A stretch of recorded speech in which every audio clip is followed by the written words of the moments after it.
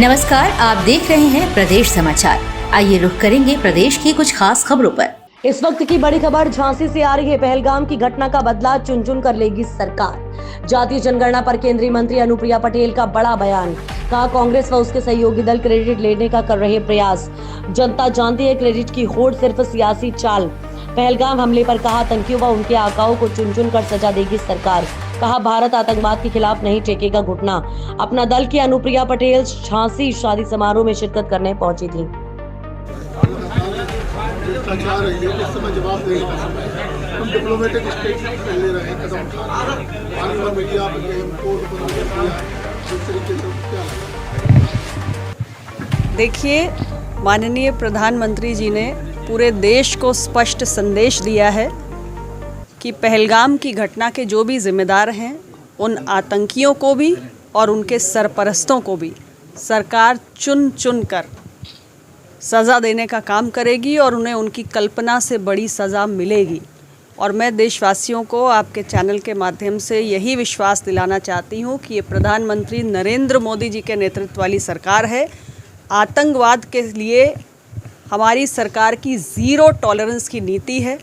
भारत ने न कभी आतंकवाद के सामने घुटने टेके हैं, न कभी टेकेगा, और इन आतंकियों को और इनके आकाओं को मुंह तोड़ जवाब देने का काम हमारी सरकार के द्वारा किया जाएगा। 12 दिन व्यतीत हो चुके।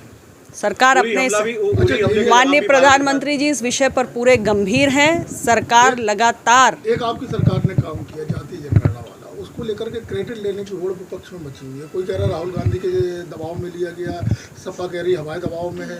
देखिए, ऐसा है, जातीय जनगणना की मांग लंबे समय से देश में हो रही थी। हमारी पार्टी, अपना दल हर फोरम पे इस मांग को लगातार उठा रही थी और यहाँ तक कि संसद में भी हमने इस विषय को एक बार नहीं कई बार उठाया है। हमारे अपने एनडीए परिवार में जो एनडीए साथी दल हैं उन्होंने भी माननीय प्रधानमंत्री जी के समक्ष इस विषय को रखा है और हमारे एनडीए परिवार में ही जब इस विषय पर चर्चा हो रही है तो विपक्ष का तो कोई इसमें स्टैंड बनता ही नहीं है।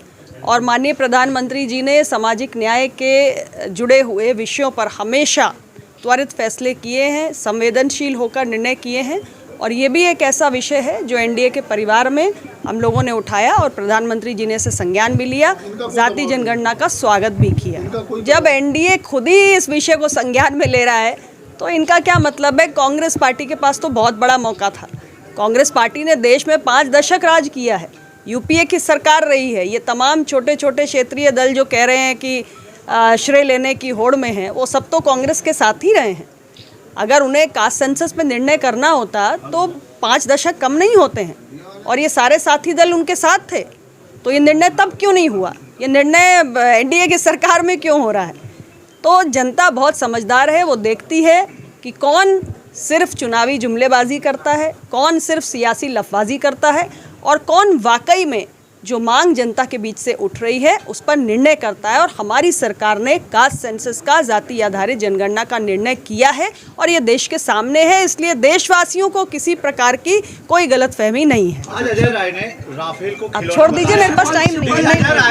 मेरे पास टाइम नहीं। शिवपाल जी ने कहा है कि करनी सेना आतंकी संगठन है। नहीं, मेरे को नहीं मालूम, मेरे को टाइम नहीं।